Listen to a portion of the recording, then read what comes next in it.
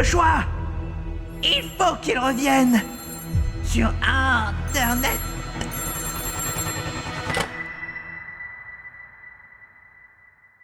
Oh là. Ça faisait longtemps. Capitaine Gros Chat. Chat, chat, chat, chat.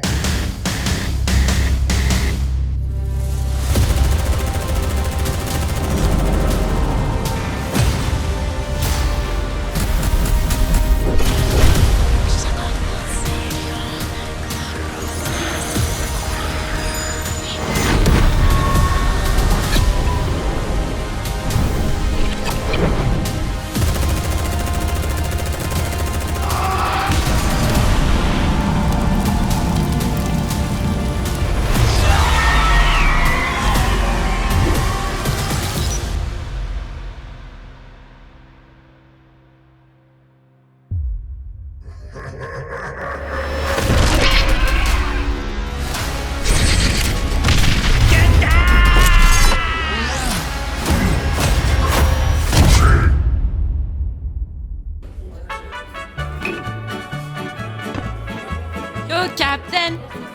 Insulté avant d'être Captain! YouTuber. Yo! Tu demandais des likes! Abonne-toi! Mets la cloche!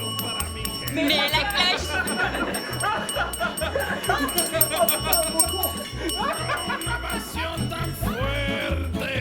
Yo tout le monde, je suis le Capitaine Gros Chat. C'est la rentrée, on est tout beau, tout nu et tout bronzé. Quoi de mieux que d'ouvrir le bal avec une vidéo Colossal. Je suis extrêmement content d'avoir sorti cette vidéo parce qu'elle a été entièrement réalisée avec mon nouveau PC. D'ailleurs, comme vous pouvez le voir, il embourgeoise actuellement mon intérieur avec grâce. Et ce sera d'ailleurs le sujet principal de ma vidéo. Pour info, c'est la première fois que mes meilleurs amis participent à une de mes vidéos. Je tenais à le dire absolument parce que là, tu vois, ça a une autre saveur, tu vois. Dédicace à la team Turbo Insulte Parking du Auchan 1v1. D'ailleurs, ils reviendront sur ma chaîne YouTube, mais aussi sur mon compte TikTok. Pour terminer, avant de vous présenter le PC, je voulais aussi remercier toutes les personnes qui ont participé de près comme de loin, même de très loin. Je pense notamment à Tommy, designer incroyable et professeur également, qui fait des créations sublimes, juste sublimes. Il m'a dépatouillé pour mon Gundam parce que j'avais 2-3 petits soucis. Et je pense également à un mec qui vit à Tahiti, qui s'appelle Evans, qui donne des cours en fait sur Unreal Engine parce que je voulais apprendre à animer des personnages avec Unreal Engine et je trouve ça chouette en fait de pouvoir discuter avec des personnes qui vivent à l'autre bout du monde. En vrai, Internet, c'est ultra magique. Et puis merci aussi à Dose Escape Game. À chaque fois que je rentre dedans, je suis ultra fumé. Parce que j'ai l'impression que les mecs, ils ont un master plus 30 dans la décoration, dans les énigmes et tout. C'est un truc de ouf. Franchement, si vous êtes sur Strasbourg ou que vous êtes de passage, allez chez Dose Escape Game. Et pareil, Maison Bleue, salle de concert, incroyable. Je leur ai demandé s'il y avait moyen d'avoir une petite ambiance rouge pour le personnage, le méchant, tu vois. Les mecs, ils ont fait comme ça. Et ils ont braqué tous les spots. On avait vraiment l'impression que c'était un film d'horreur. C'était ultra flippant, mais en même temps ultra stylé. En vrai, la liste est très longue et c'est impossible de tout lister, sinon la vidéo durerait énormément de temps. Par contre, j'ai mis tout dans la description. Faites-vous plaisir, vous verrez, c'est des gens ultra talentueux. Bon, trêve de clavardage, il est temps de vous parler de mon nouveau chouchou. Comme vous avez pu le voir, il y a des marques incroyables qui ont participé à la confection de cet ordinateur. Accelerate, Cooler Master, Aorus et HyperX. Muchas gracias à vous. C'est vraiment le PC de mes rêves. Et d'ailleurs, j'ai pas de nom. Je pensais à Jinko, Goyave, Papaye. Mais je suis pas sûr que ce soit super bien approprié. Du coup, ce que je vous propose, c'est que vous me laissez un petit commentaire avec un nom que vous aimeriez qu'il ait. Pourquoi je fais ça en fait? C'est mon PC, mais en fait, c'est un peu le vôtre en même temps parce que sans vous, cette chaîne n'existerait pas. Vraiment, faites-vous plaisir et puis j'ai vraiment hâte de voir ce que vous allez proposer. Bon, il est temps peut-être maintenant de parler du boîtier. Cooler Master m'a fourni leur meilleur tour, le top du top. La crème de la crème, c'est le Cosmos C700M. Rien à voir avec Senseiya. Au niveau de l'esthétique, on est sur un boîtier qui fait mine de rien très haute technologie. Ça me rappelle un petit peu les armures de Crysis ou de Halo, mais en même temps je trouve qu'il dégage quand même un côté assez minimal avec ses petites rondeurs et tout. Bref, je trouve le contraste très intéressant. Il faut savoir que le boîtier est fait principalement de métal, mais également de plastique. Et là vous allez me dire, mais pourquoi ils n'ont pas fait une tour 100% en métal? Eh bien en fait c'est simple, le boîtier nu pèse 23 kg. Et avec les composants, malgré mes petits biscottos, vous avoue que j'en chie un petit peu. En vrai, le boîtier est extrêmement lourd, extrêmement solide, ce qui explique aussi pourquoi il a 2 supports sur le bas et 2 supports sur le haut. Enfin, des supports, ce sont des poignées pour soulever ce gros PC.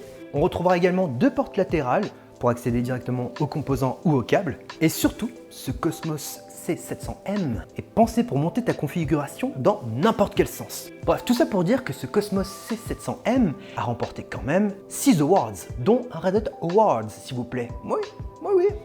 C'est un boîtier de caractère. Après, ce qui m'a aussi fait pencher sur ce boîtier, d'ailleurs, merci Erect, c'est le fait d'avoir beaucoup de place. Dedans, je peux mettre une carte mère de type EATX, qui est la taille juste au-dessus de carte mère ATX. Et comme mes composants sont des composants qui vont être amenés à chauffer beaucoup, bien pour moi c'était important d'avoir un boîtier qui ait un bon airflow et qui évacue toute cette chaleur correctement. Et puis sur le boîtier, on retrouvera également des filtres poussière qui sont situés sur le haut, sur l'avant et aussi en dessous. En parlant d'airflow, j'ai installé 7 ventilateurs de chez Cooler Master, c'est les SF120. Là, pas question d'avoir une fusée qui souffle dans ton bureau. D'ailleurs encore, merci Erect. On est sur des ventilateurs haut de gamme, qui sont silencieux, qui ne vibrent pas, qui sont beaux et qui matchent parfaitement avec le look de mon boîtier. En plus d'être efficaces, ils ont un système où tu peux raccorder les ventilateurs entre eux. Je m'explique. En fait, en général, quand tu achètes un ventilateur, tu as toujours un câble pour le brancher directement sur ta carte mère. Quand on a 7, faut imaginer que tu vas brancher les 7 câbles sur la carte mère. Là, en fait, le principe, c'est que si tu fais des groupes, par exemple, tu en as 3 en haut, 3 à l'avant, 1 à l'arrière, etc., on va dire les 3 en haut, au lieu de les brancher un par un sur la carte mère, en fait, tu les branches entre eux et tu sors qu'un seul câble que tu vas relier à la carte mère. Je trouve ça littéralement beaucoup plus pratique que l'ancien système. Toutes les marques devraient faire ça en vrai parce que en vrai c'est tellement simple. Tu as un groupe de ventilateurs, tu définis ta vitesse, pouf, c'est fait sur les 3.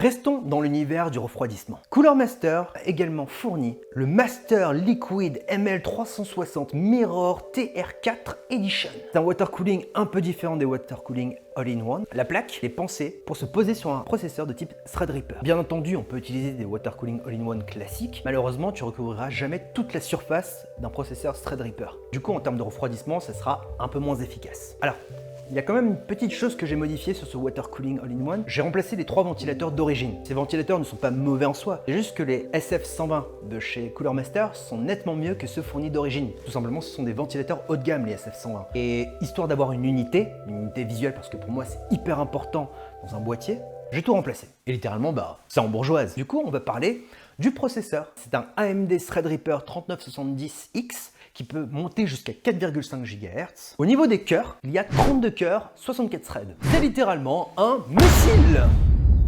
Il faut savoir que c'est un processeur haut de gamme extrêmement puissant dans les applications de création. Si t'es gamer, je ne te le conseille pas du tout. Tu peux avoir de meilleures performances pour beaucoup moins cher, comme par exemple le 59X qui est vraiment le haut de gamme aujourd'hui pour jouer aux jeux vidéo. Tout ça pour dire qu'avec autant de cœurs, je peux lancer After Effects, Cinema 4D, Spotify, Google Chrome, ça ne bronche pas. Alors lancer autant de programmes, c'est une bonne chose, mais il faut quand même de la RAM. Et la RAM, là, c'est HyperX qui rentre en jeu. Ils m'ont offert 256 Go de RAM en DDR4 3200 MHz. Alors vous allez me dire, mais à quoi ça sert d'avoir 256 Go? Ça n'a aucun sens. Ça me sert surtout dans After Effects. Quand tu glisses une vidéo en 4K par exemple, il faut savoir que ça consomme un peu de RAM. C'est bizarre à dire, mais ça consomme de la RAM pour avoir une lecture, on va dire, fluide. Bon là, de base, c'est ultra fluide avec le PC que j'ai.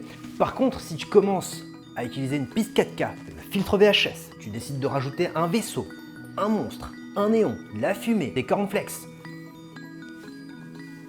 ça va commencer un petit peu à ramer. Et en fait, quand j'ai fait mon trailer, j'avais différentes scènes. En fait, le rôle d'un trailer, c'est de jouer un petit peu avec les émotions. Un coup, tu mets de l'intrigue comme ça, tu vois, après tu le hype de ouf, après tu le surprends, puis après tu le rends triste, et ainsi de suite. Les trailers sont là pour te donner envie d'aller voir un film. C'est ce que j'ai essayé de faire. Pour être sûr que mon trailer arrive à provoquer un minimum d'émotion, il me fallait en fait que je m'assure qu'entre chaque scène, ça se fasse de manière très fluide. Et en fait, ma vidéo, quand on la met bout à bout, en fait les différentes scènes, ça consommait littéralement 200 Go de RAM. Concernant HyperX, il faut savoir que c'est la première fois que j'utilise du matériel de chez eux. En vrai, je suis super content parce qu'il y a vraiment une belle construction, ça répond à mes attentes. Et puis, il y a la touche RGB pour les gamers. Du coup, HyperX, Muchas gracias. Bon, parlons maintenant d'une des pièces les plus importantes de l'ordinateur. Alors, toutes les pièces sont effectivement hyper importantes, mais celle-ci, c'est un peu spécial parce que c'est très difficile d'en obtenir une. C'est littéralement considéré comme une denrée rare. C'est vendu hors de prix actuellement, vous le savez, je parle bel et bien de la carte graphique. Xcelerate m'a fait l'honneur de m'offrir une GeForce RTX 3090, toute belle, toute neuve. C'est un monstre de puissance. Avant de vous parler de la puissance, on va parler un peu de son design. De mon côté, je suis extrêmement content parce qu'en fait, ça matche parfaitement avec mon boîtier, mes ventilos, mon water cooling, ma RAM. Il y a vraiment ce petit côté un peu indus, tu vois, tout en restant minimal, un petit côté un peu agressif aussi. Au final, tout est cohérent. Pour moi, c'est hyper important en fait qu'il y ait de la cohérence visuelle dans un produit. Et là, mon PC fait de toutes pièces. Il est perfecto. Alors au niveau de la puissance, oui. Aujourd'hui, quand je travaille sur DaVinci Resolve pour monter ou étalonner des vidéos en 4K avec beaucoup de données, je suis aux anges parce que la 3090, elle ne fait qu'une bouchée des vidéos 4K. Je peux m'amuser à étalonner, rajouter de la stabilisation, rajouter du grain, etc., etc. Là où je suis littéralement devenu fou, et c'est mon futur combo pour mes prochaines vidéos, la 3090 avec Unreal Engine. Je vous explique. J'ai principalement utilisé Unreal Engine pour faire cette vidéo. La création d'un décor, l'animation de personnages, la définition de l'atmosphère, tout ça, je l'ai fait en temps réel. C'est du temps réel très très proche de la version finale. Genre à 98%, c'est la version finale. C'est un truc de dingue. Genre la 3090, elle me fait tourner Unreal Engine à 100 FPS. C'est juste somptueux. La scène avec le petit monstre là, j'ai 1 milliard de marguerites, j'ai des textures qui sont en 8K photoréalistes issues de Quixel. J'étais à 100 FPS. Comment est-ce possible? Moi, c'est comment dire, une révélation parce que le fait de pouvoir animer de manière hyper calibrée sans que ça rame, et en fait, du coup, dans ma tête, c'est... J'imagine des trucs, mais qui vont être hyper sales. Genre, les prochaines vidéos que je vais pondre là, ça sera fait avec Unreal Engine. Je passerai encore sur Cinema 4D et tout, mais principalement, toutes les animations, ça sera sur Unreal. Après, c'est par rapport à mes besoins. Alors, il faut savoir aussi que le fait d'avoir beaucoup de puissance, je gagne des minutes extrêmement précieuses qui me permettent en fait de peaufiner du coup les scènes. En jeu vidéo, bah forcément, j'ai énormément d'FPS sur mon écran ultra-wide. C'est insane, c'est totalement insane. C'est encore plus si j'ajoute le DLSS. D'ailleurs, j'avais fait une vidéo sur le DLSS sur ma chaîne, si jamais vous souhaitez en savoir un peu plus. Je vous invite à cliquer juste là. On arrive presque à la fin de la vidéo, mais il y a encore une dernière pièce que je dois vous présenter. C'est une pièce maîtresse. C'est la carte mère. Et ce n'est pas n'importe quelle carte mère qui m'a été offerte par Aorus, c'est la TRX 40 Master. C'est une carte mère professionnelle spécialement conçue pour les processeurs de type Threadripper. Dessus, tu peux mettre jusqu'à 8 barrettes de RAM de 32 Go pour monter à 256 Go. Il y a également tout un tas de ports USB 3.2, un USB type C 3.2 également, 3 slots NVMe en PCIe 4. Ça, c'est vraiment le turfu. D'ailleurs, petite démonstration. Voilà, vous venez de voir plusieurs gigas se copier en quelques secondes sur mon PC. Et ce NVMe, en fait, c'est le CS3140 de chez Xcelerate, qui est juste un missile et qui propose des débits de lecture et d'écriture juste insane. Pour en revenir sur la carte mère, il y a aussi du Wi-Fi 6, la possibilité de mettre une carte Thunderbolt. Du coup, j'ai acheté une carte Thunderbolt de chez Gigabyte pour brancher mon iPad. Oui, j'utilise un iPad alors que j'ai un écran ultra-wide. Là, vous allez me dire, à quoi ça sert alors que tu as énormément de place? En fait, c'est très simple. Mon écran ultra-wide, c'est ma timeline. Et en dessous, le petit écran, c'est juste pour les données ou les inspirations, la musique, YouTube, peu importe. C'est un petit écran d'appoint, c'est tout. Et pour la petite technique, en fait, j'utilise Astropad pour Windows. Et voilà, on arrive à la fin de la vidéo. J'espère que ma vidéo d'intro, enfin mon faux trailer vous a plu. J'espère aussi que vous avez aimé la présentation de mon nouveau PC. J'ai vraiment hâte de vous proposer plein de contenu avec. Je tenais à dire une chose par rapport à ce projet. C'est le premier projet vidéo qui m'a, comment dire, sur le plan artistique, c'est celui qui m'a le plus plu aujourd'hui. Toutes les vidéos que j'ai réalisées, celui-ci, c'est celle qui m'a le plus. Pas parce que j'ai reçu la machine de mes rêves, ça n'a rien à voir avec ça. Évidemment, je suis content d'avoir une telle machine. Et sur le plan création, sur le plan humain, c'était un truc de ouf. C'est la première fois que, comme je vous l'ai dit en début de vidéo, que mes potes participent à cette vidéo. J'ai eu énormément de soutien, que ce soit de la part des marques, de mes proches, des personnes que je ne connais même pas qui sont intervenues et qui m'ont donné un coup de main. Et ça me fait hyper plaisir de voir que pour des projets purement visuels, purement pour le kiff, et que ça motive en fait des personnes. En vrai, je sais pas comment finir cette vidéo parce que c'est tellement intense, j'ai l'impression que je ne la termine pas correctement. Tout ce que je sais, c'est que j'espère que cette chaîne, j'espère vraiment. Et à très bientôt. Portez-vous bien. C'était le Captain Gros Chat. Bisous.